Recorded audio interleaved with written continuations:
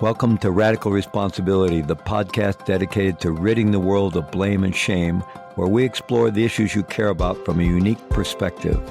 100% ownership for each and every circumstance we face in life, day in and day out.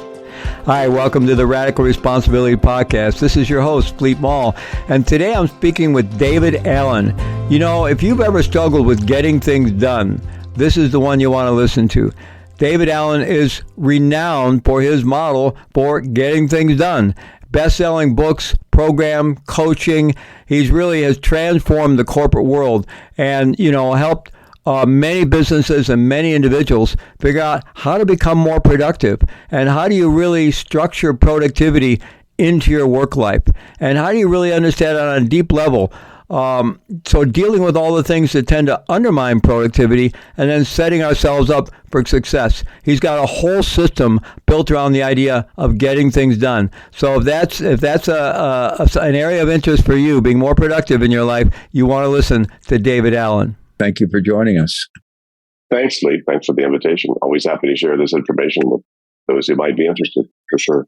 Absolutely. So I'm going to share a bit of your bio and to familiarize our audience with you, those of you anybody who's really been in the business world has probably heard of you. But some of our audience may not have heard of you, and your principles are applicable to every aspect of our life, not just business. So David Allen is one of the world's most influential thinkers on productivity.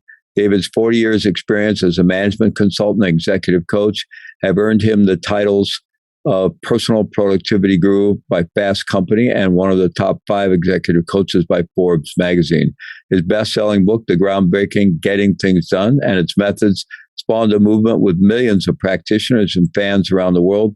His methods of staying relaxed and focused in our fast-paced world are now spread by certified trainers and coaches in more than 90 countries. Our day today is focused on mindset and performance. And of course, productivity is really critical to performance in any domain of our life, just using our time well and doing it in such a way that we're not getting overwhelmed and stressed out.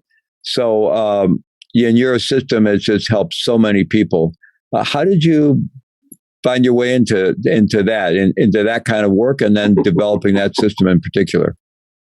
I had an attraction to a clear head through my spiritual and meditative practices and martial arts, getting a black belt in karate. Where you learn that it's quite a practical thing to make sure you're not distracted and your head is totally present with everything you're doing. So the mindfulness people, say focus on your breathing, keep you present. I learned that 50 years ago in the martial arts, exactly that technique. So. And so then I got into the professional world after all my different professions and jobs and whatever, became a consultant. And then my world got more complex, more professional, more busy. And I said, wait a minute, I'm losing the clear head that I got so attracted to. So I searched for myself ways and was very interested in techniques that helped me stay really clear, no matter what. So I had more room in my head to focus on the meaningful stuff. I found techniques one by one. I didn't wake up one morning with this whole methodology, Fleet, It was a long string of epiphanettes over about 5 or 10 years where a piece, and I'd start to implement that for myself and it worked. I said, that helps. And then another piece and another piece. And it turned out that I had consulting clients. So I turned around and started to share what I'd learned for myself with them. And it turned out it produced the same results: more clarity, more control, more sense of freedom to be able to think about what I wanted to think about the way I wanted to think about it. And so that became sort of the core of a lot of what I was teaching. And then some head guy in corporate training in a big corporation saw what I was doing and said, gee, David, we need those results in our whole company. Can you design some sort of training program around what you've come up with? So I did, and it was quite successful. So we did a pilot program for 1,000 executives and managers at Lockheed in 1983 and 84, and it hit a nerve. You could have fooled me. I didn't expect to be in the corporate training world out there, but suddenly I was thrust into that simply because that was the hungriest world for what I'd come up with. That was when in the mid 80s was when the tsunami of email and corporate change and flattened organizations was starting to hit the world out there, and so could have fooled me that as an intellectual history major and graduate school in American history in Berkeley in 1968. If you told me that was what I was going to be doing, I'd go, what? Are you kidding? But it turned out, again, that was the ripest audience. They were willing to pay for education around it.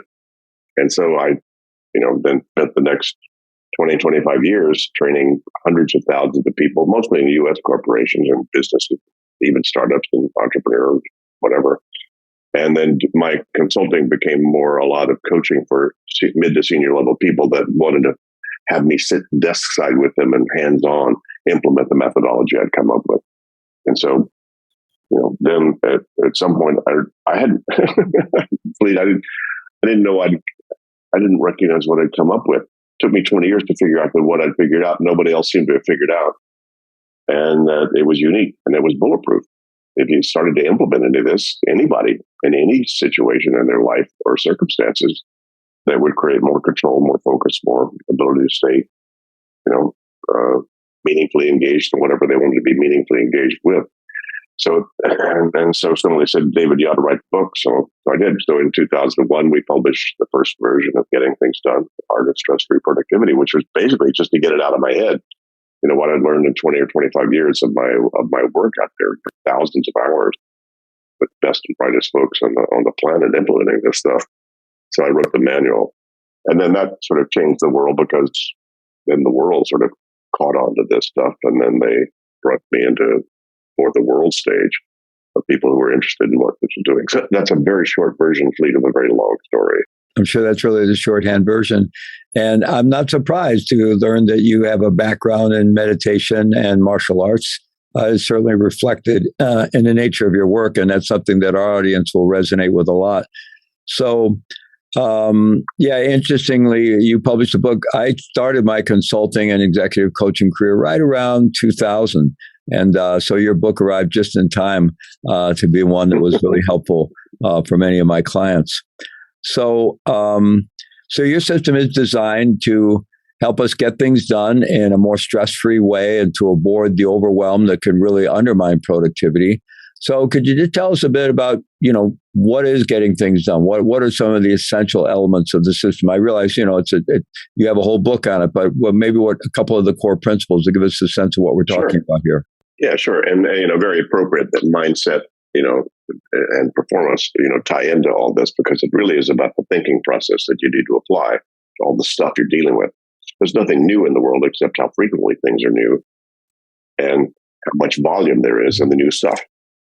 So, the basic principles will be for, true as they're old as dirt and will be true 1,000 years from now, that you need to then capture the stuff that's got your attention. What's not on cruise control in your life and work? So you need to then identify what those things are that has my attention. I need cat food. I need a new vice president of marketing. I need to figure out whether we should adopt or not.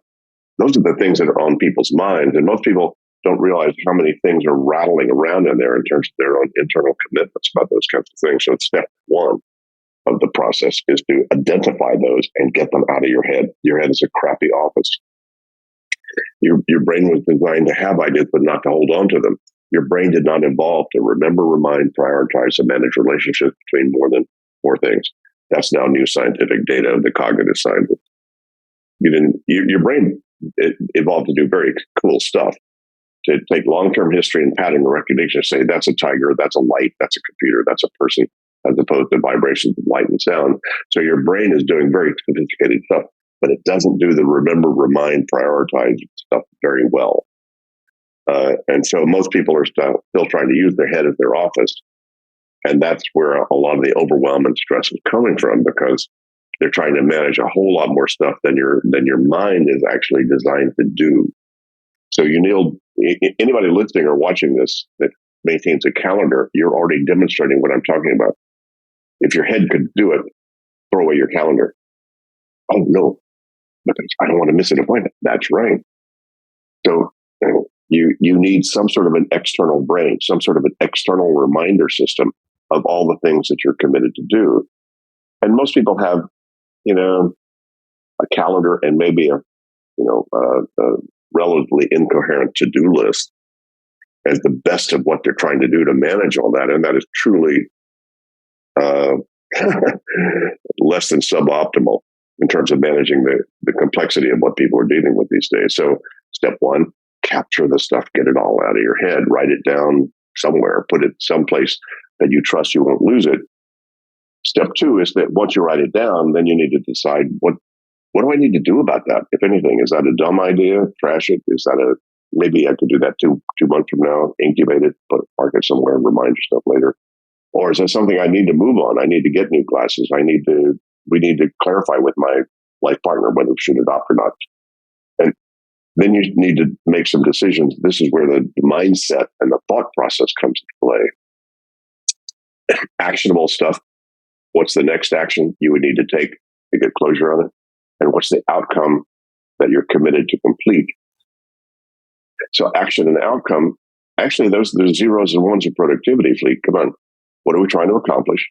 And then how do we allocate or reallocate resources to make it happen? So outcome and action are universal principles of productivity. It's just most people don't really apply that in a really discrete way with all the things that are spinning around in their brain in terms of their own commitments. So step two, clarify. Is it actionable? If yes, then what's the next action? And if one action won't finish it, what's the project? Step three, if you can't finish the action on the project right then, you better have some way to track what those actions are that you need to take. Be reminded of those at the appropriate time and place, and the projects and outcomes that you're committed to complete. So that's where organize comes in, where you basically just, simply, you just need to list. Here are the errands I need to run. Here's the things I need to go to buy at the store. Here are the projects that I need to complete. Here's the things I need to talk to my life partner about. So it's just basically then creating some sort of an external system, much like your calendar, to remind you of what you need to do. It's just that these things are not necessarily tied to a day or a calendar. They're tied to as soon as I can get to them around my calendar and around what the other things that I'm committed to do during the day. And so that's step three, is organized. So you've captured, now you've clarified, now you've organized the results. Step four is to make sure you step back and look at those lists, look at the inventory of what you've committed to. Here's my errands. I'm going to run for errands. Show me all the errands. Oh, that's right. I got to pick up my watch at the watch repair place. Oh, yeah, I need to. So it's to review and reflect in terms of the content of what you've come up with as you've externalized all this stuff and clarified what it is. So that's step four, is to review or reflect on the content. So step five, engage. That's where you focus your attention and your activity based upon the overview of that whole gestalt. And when you engage, you may not engage in anything on your list. You may go, I'd rather have a beer. I'd rather take a nap right now. I need to walk the dogs or whatever. And you just are doing that with a lot more comfort that you're not missing anything. So those are the 5 steps that I didn't make them up. I just recognize what we do. If you're trying to get a situation under control and stable, you capture what's got your attention, you clarify what you need to do about it, and you organize it in some trusted way that you'll be reminded of it in the right place or time. And step 4, that then you use your system to look at it when you need to look at it, that then gives you confidence about your choice about what you do. Well, David, I'm sure there's lots of tools that we can use to make your basic system work for us. And the most important thing you just landed right there was this idea that we have a very limited amount of cognitive real estate. And we really want to use that for creativity, not for the things you just described. And so the key is really getting that out of our head, capturing it and getting it somewhere. And I don't know if you invented the tickler system, but before the computer age, there was a tickler file ideal. So we could look at today and up would come the stuff that now we all have online calendars, and I'm a creature of my calendar. If it's not my calendar, it's probably not going to happen, right? But some people use personal organizers, physical personal organizers. People use calendars. Now there's all these project management systems. I have to admit that, I'm not really great at some of this stuff, but my team is really good. So we use project management software. They keep all this stuff on track. But, there's so many tools out there today. And whether somebody's in business or just how to organize your personal life, sometimes even using the tools can feel a bit overwhelming because it just gives you more. So we have access to so much data now. And even organizing your computer so you don't end up with 30 tabs open on your computer and so forth. So I'm just curious about the interface between your system and the plethora of tools that we have available today for organizing ourselves. Yeah, you don't need much. You don't need all that. All you need are lists. And you need a way to capture stuff to begin with. So here's the high tech I use to capture a lot. It's called pen and paper. Those are and that's at my desk. And if I'm not at my desk, I'm not walking the dog and have an idea, there's my capture. It's like, oh, right. So low tech for capture, but those are different tools. Just because I write it down doesn't mean I'm going to do something with it or even know where it needs to go or how I'm going to be reminded about it. It was just an idea. So let me not lose the idea. It might have value. 80% of those notes I throw away. It was kind of a dumb idea, or no, I'm not going to do anything about that. But the 20% that I did have, I'm glad I remembered that, or I'm glad I had that. Now what I need to do about that.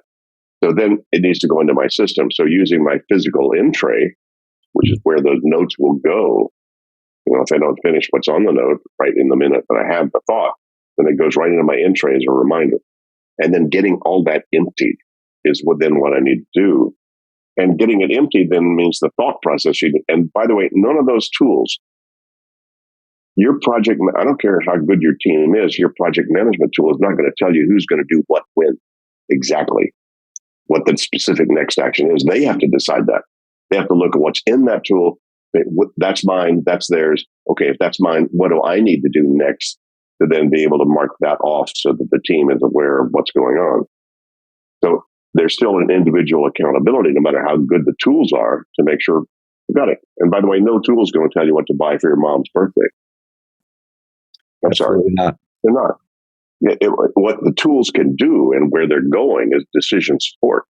You may be able to look into your reference material wherever you're keeping Evernote or OneNote and Microsoft, whatever, wherever you're keeping stuff out there. Oh, by the way, here's where when's mom's birthday is. Here's what I bought her before. Here's her favorite flower. Here's her whatever. So you can use the tools to then help you make good decisions, but the tools won't make the decisions for you. You have to think about it, what that means. And so the tools are not, they will support your thinking, but they won't do their thinking for you. So if you don't know how to think about your stuff, all the tools are going to do is add chaos to your life. It's going to add more stuff to do. More stuff to do. Oh my God, I don't need.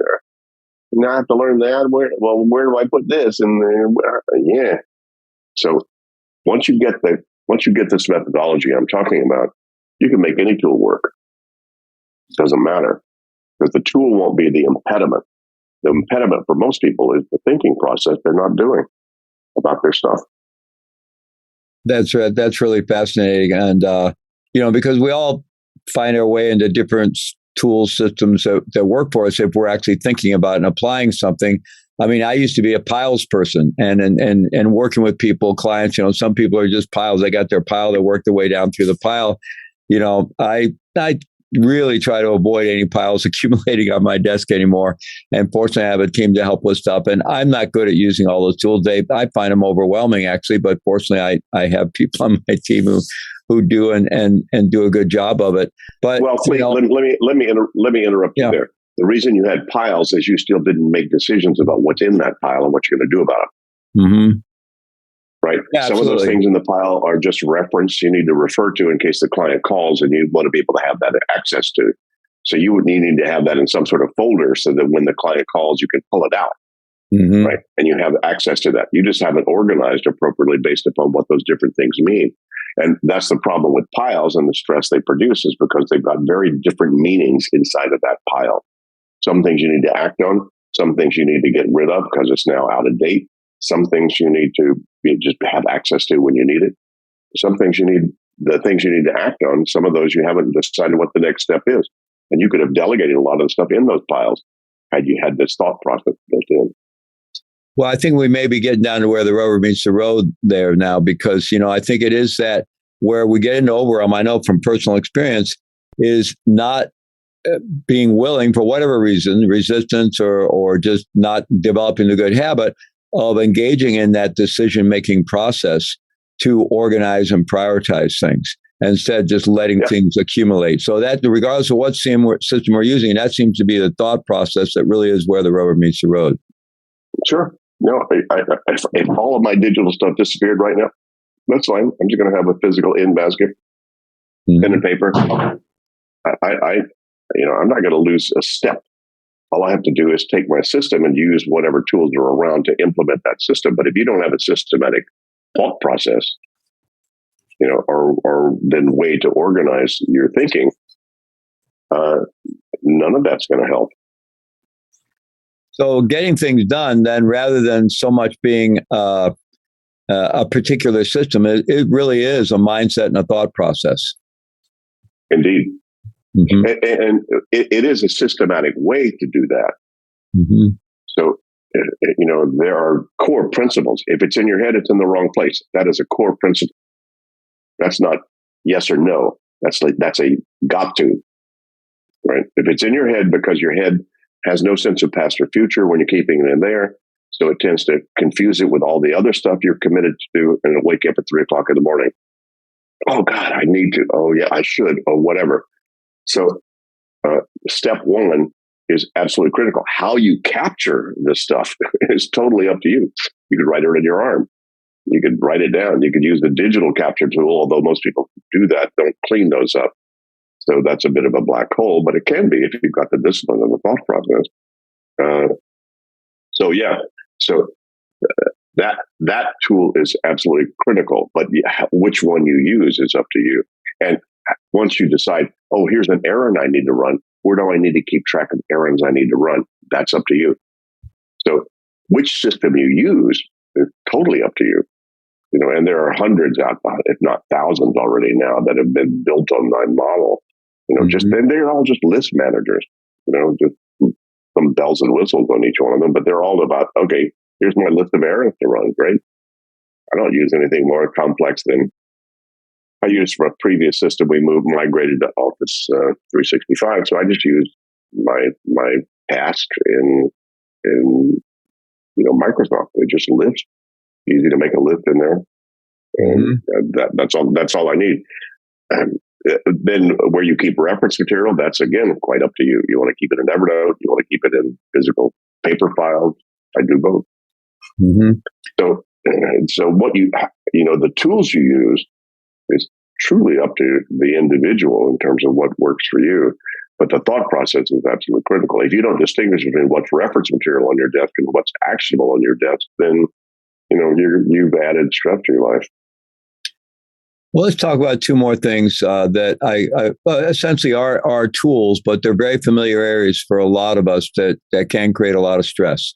And I want to talk about to-do lists and email. Let's start with to-do lists, because often, we have a to-do list, whether it's on paper or it's in digital form of some kind, and we start to just even thinking about our to-do list creates stress and overwhelm. We almost don't want to look at the to-do list, right?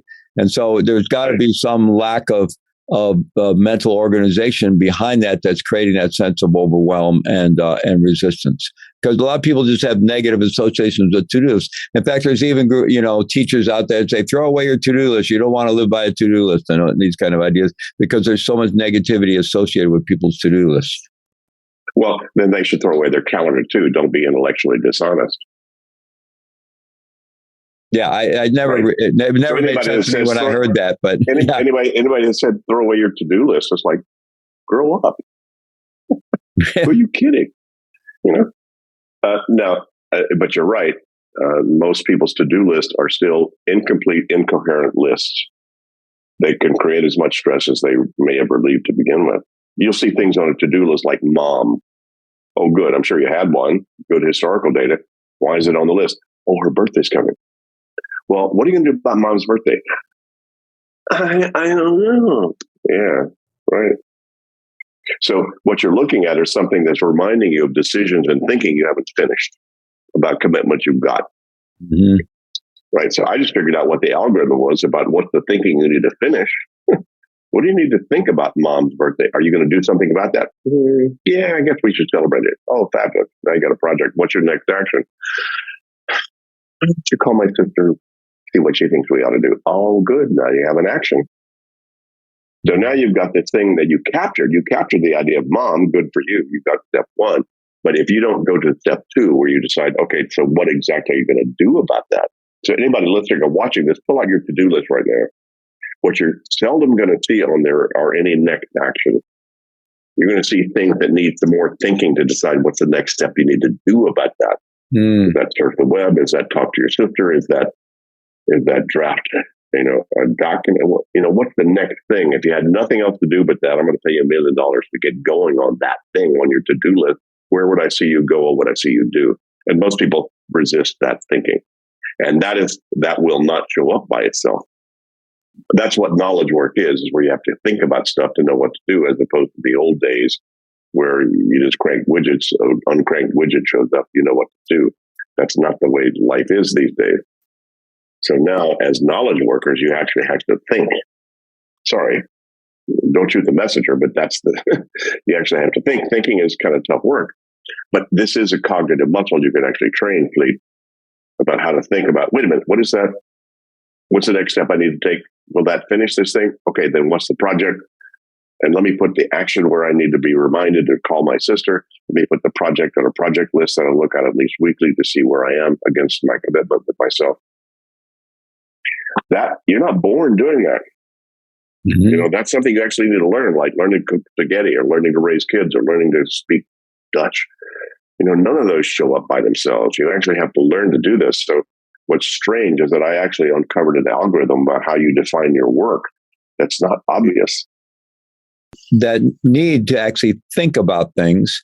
So in terms of our to-do list, another, I think, inefficient habit that we often fall into is we're attracted to the easier things on the to-do list. There are certain things we got to do that require more thought process, that we perceive to be harder, and some things do to take more effort. So there can be a tendency to keep putting off the things that we either are actually harder or require more effort, or we perceive them to be, and keep getting attracted to the easy stuff. And that makes a to-do list pretty inefficient tool for organizing our efforts as well. Well, because most people don't figure out the next action on the things on their to-do list. They don't know what to do. Mm-hmm. Once you figure out the next action, I don't care. The next action on fulfilling your life purpose is as easy as the next action on buying soap. Next actions themselves, in terms of what physically do you need to do to move that needle or to move this situation to, the next actions are, buy something, surf something, write something. Those are not hard. So you can actually make your to-do list a lot easier once you figure out what the next actions are. And so what? Many times I do the easiest things simply because I want to get my energy up. I don't have the energy right now to do the creative thinking I need to do about this particular thing I need to do. Let me just go get a few simple things done so I get my energy up and clean those things up. So there's no template that says which one of those is the priority. Yeah, priority. What's going to most fulfill your life purpose on your list right now? Buy cat food, make a decision about adopting. I don't know. I don't have the answer to that. Only you do. That's your intuition, your gut, your heart, your spirit, whatever you use to look at all the options and go, that's what I need to do right now. That would make the biggest difference to me in terms of my psyche and in terms of my health and in terms of my relaxation or whatever. That's what I need to do. And there is no template for that other than trust that inner thing. But most people can't tell the difference between intuition and indigestion. Mm-hmm. Simply because they got so much spin going on in their head. They're using their head as their office to try to arrange all that. Get it all out of there. Take a look at it all. Empty your head. Take a look at the whole game. Then you go, that's what I ought to do right there. Yeah, part of what you're referencing there with the next step, especially with projects that are on our task list or in our calendar, and they may appear to us to be relatively complex or hard and are going to require some thought. So you're really talking about breaking those down maybe into more workable components, and then what is the specific next step for each one of those. So when we get to that, the next step is never hard if we've kind of broken things down into their component tasks. And sometimes, Fleet, what you need to do is take a next step to break it down. Mm-hmm. this is a big project. We need a meeting about this. Well, what's your next step about setting the meeting? Great. Mm-hmm. So many times it's a process next action, not necessarily. You don't have to have all the next action for all your big stuff. You just need to make sure that you're appropriately engaged with how you're managing the big stuff. And that may or may not have all the answers. But here's the step I'm taking to get the answer. Mm-hmm. Well, let's talk about email for a moment because, I hear what you're saying about, sometimes you'll choose maybe an easier task just to get your energy moving. And I can understand how that works. And I think I probably intuitively do that sometimes. Although I also kind of tend to try to, tackle some of my hardest tasks first and the most creative tasks in the morning because I tend to have more energy.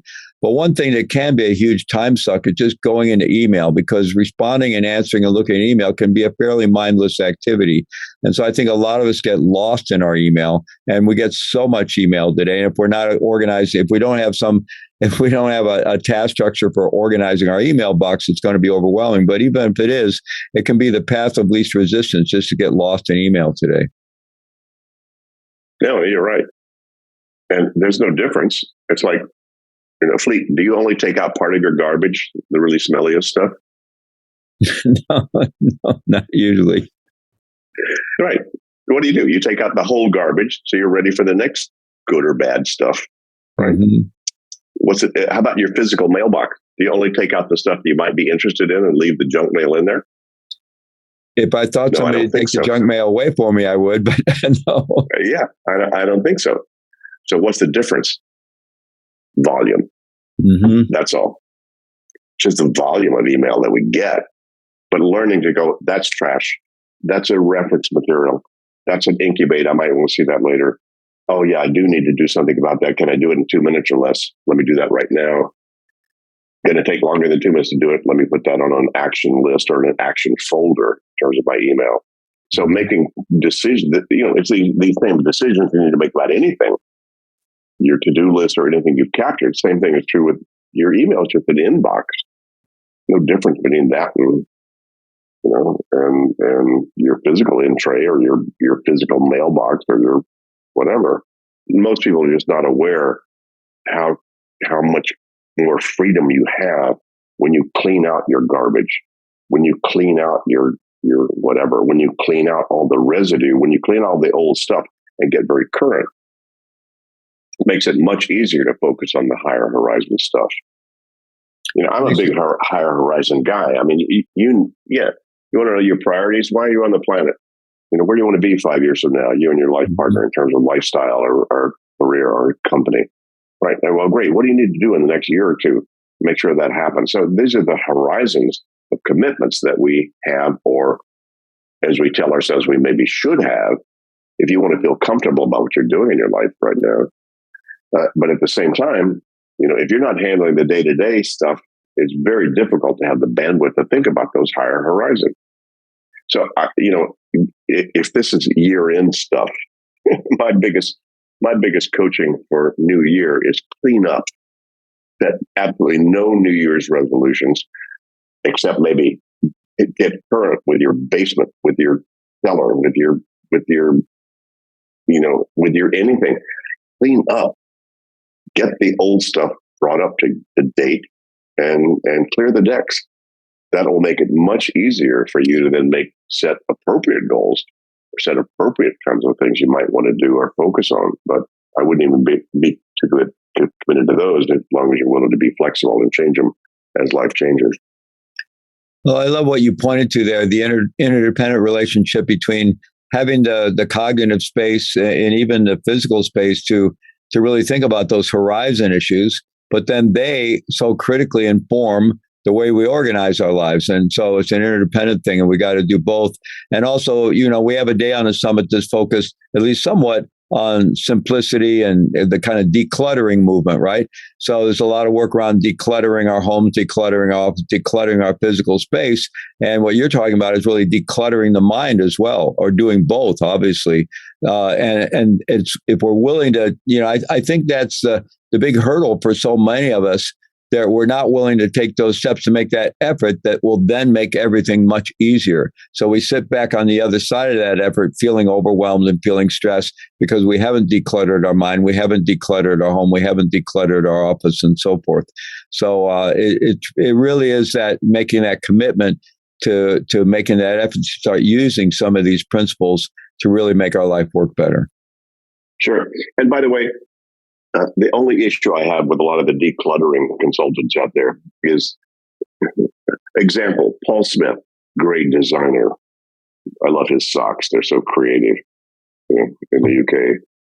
And he likes to keep all kinds of stuff in his office around him, all kinds of what you might consider clutter.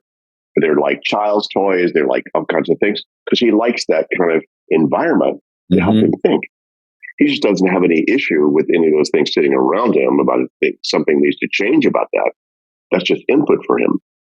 So sometimes what people might consider clutter might be a creative environment that you like to be in that may help you think even more creatively. You just need to be very discreet, to your point, about, wait a minute, is that something I still need to do something about that's still spinning in my office, in my head?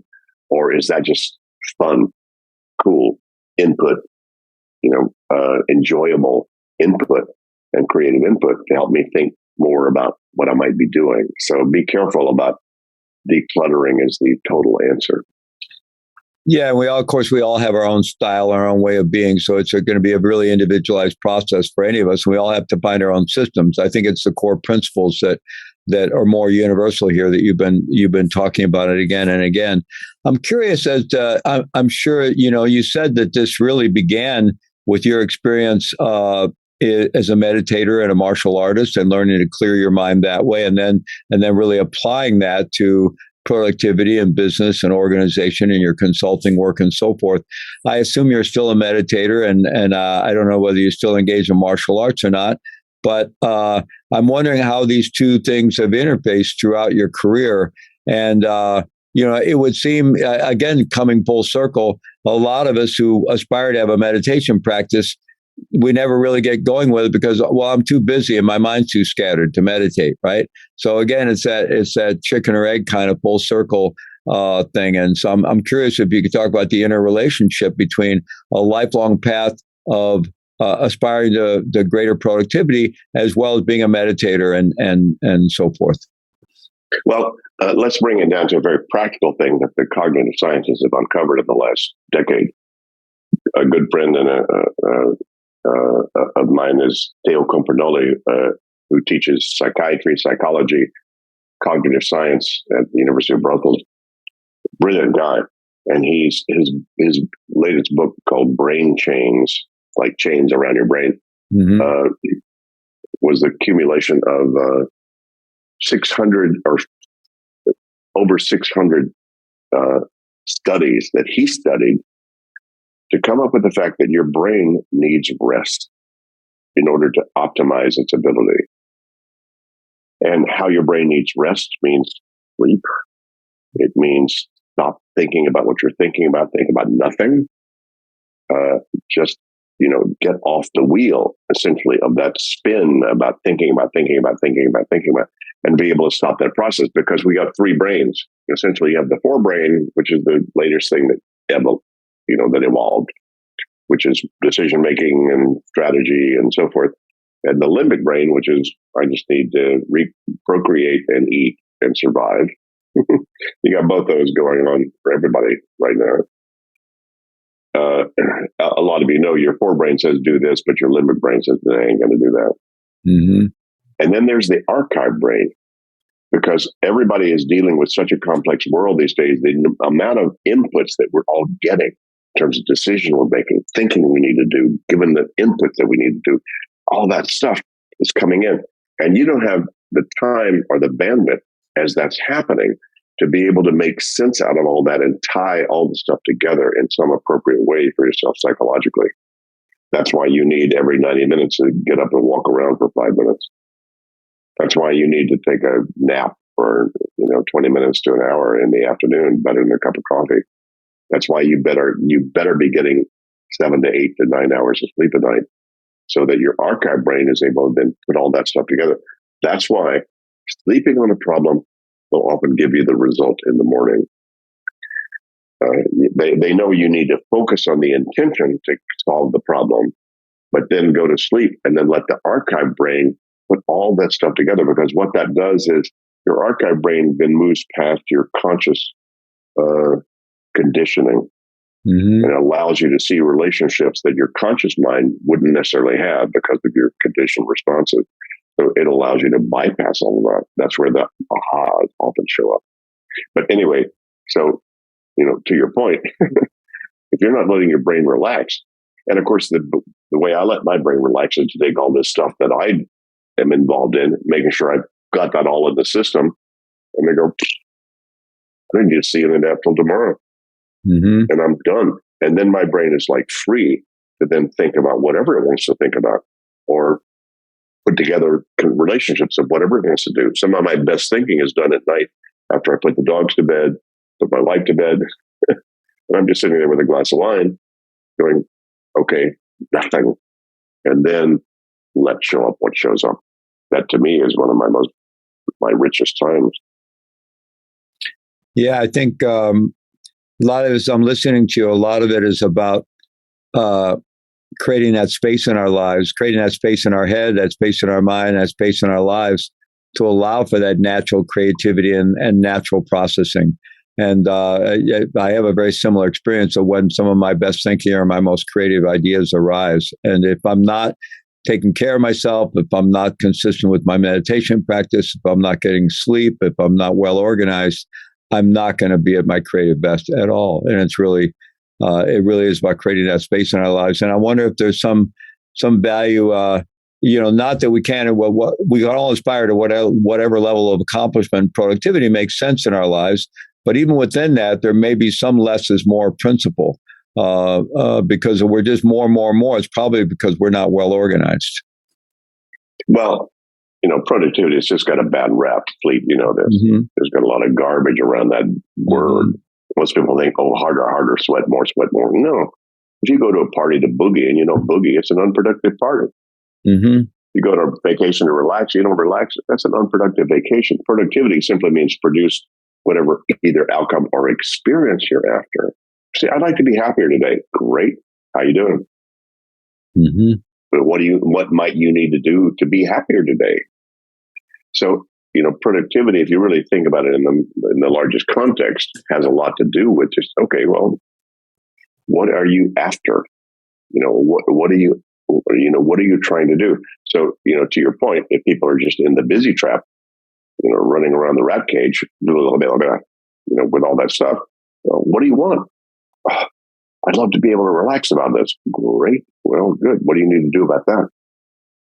And there's probably things that people need to do to then be able to release the pressures that they've got. It might be clean your desk. It might be get your email to zero. It might be, any or all of those kind of things that then allow you to have more space. But again, I trust people listening or watching this, trust your intuition. So, yeah, you've been alluding to this all through our conversation today, David. We often find ourselves just overwhelmed with life, and we get a focus on problems and limitations, and it can just be, or even the mindset. I think so many of us feel like life is something that's happening to us rather than for us or with us, and it's all the more likely today because life is moving so fast and there's so much going on, and it's very easy to slip into that mindset of life is just happening to me. I'm just trying to cope with it, and everything is about problems and limitations and fears. And of course, our fear-based, reptile brain can get very involved in a reactive relationship to all that. So how can we make that shift to instead see things as challenges and then turn these challenges into projects? Then organize them into their component parts and just start taking action. And so that, again, we're in a self-leadership position with ourselves and more in the driver's seat of our own life. But, I think you've already been alluding to it, but I'm wondering if you could say a few things of just making that fundamental shift that's going to get us back more in the driver's seat of our own life rather than feeling like we're kind of being dragged around or shoved around by our lives. Yes. You said it. I mean, well said, Fleet, in terms of what you need to do about this. You can also take a bit of a Zen approach to this and just go, so what? Let life happen to me. That's fine. That's why I incarnated. That's why I took on the body. That's why I'm here, is to learn. So yeah, life's coming at me. And now I'm going to learn from each one of these experiences that I'm dealing with life and then deal with it appropriately. But probably dealing with it appropriately is what you're talking about. You know, people don't have free choice. They don't have free will. They have free choice. You can't decide which body you decide to embody in. You can't decide, you had that choice maybe back on another level. So again, that's my spiritual context. But once you got here, you got the menu, you got the program. But then what you have is free choices about what you do with the options that are given to you, given the game that you're playing. So making conscious choices about, should I do that? Should I do that? Should I not do that? Should I not do that? Do what I need to do now. And being conscious about the process of how do I engage with my life in a conscious way. So I'm in the driver's seat, not in the victim seat. That's the shift. So you might feel like you're the victim of life coming at you, but I had a sailboat for a couple of years, and I was the victim of storms and surf and weird things I didn't expect. But I needed to grab hold of the helm and make sure I then managed that well. So it doesn't make life easy. It just means you need to make sure you're in the driver's seat, how you're handling what life is throwing to you. So that kind of more Zen perspective you're kind of referencing there. So being well organized and being productive isn't the same thing as being a control freak or thinking we can control life. If people meet me and they go, "Oh my God, you're very different than I thought you'd be." They read my book. They thought I'd be anal retentive, corporate, exactly. type A, anal, whatever. They go, "God, you're nothing like that." I'm nothing like that. I follow my intuitive, spontaneous hunches. Do what I feel like doing. I just discovered this methodology allows me to do that. Yeah. I mean, I had that same impression. Well, I had never met you, and I don't know what I was expecting, but but you seemed a lot more relaxed and laid back than a person I expected I was going to meet today, and that's really refreshing. So,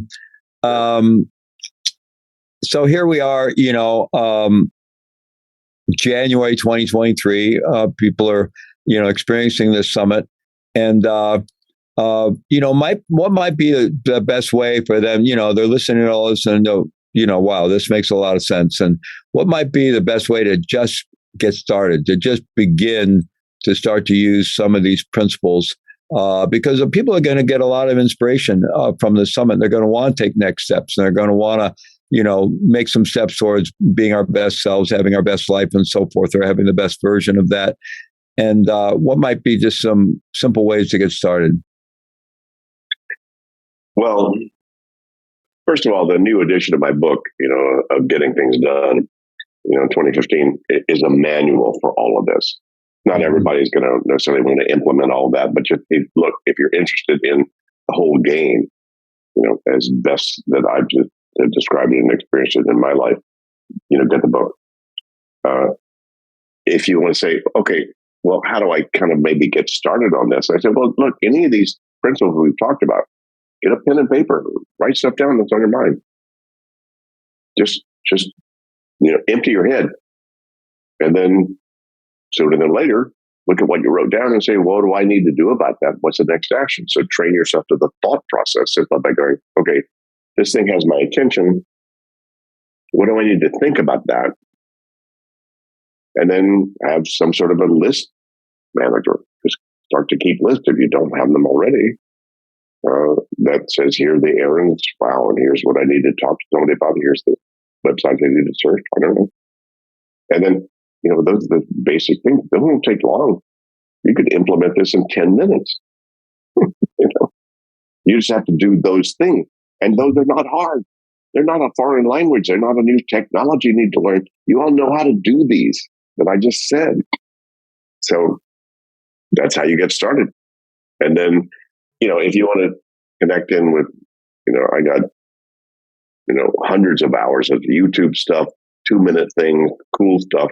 Just go to gettingthingsdone.com/YouTube and you'll see, you'll see my 3 TEDx talks. You'll see all kinds of things that will, if you like to do those kinds of ways to integrate with this material, those are all out there.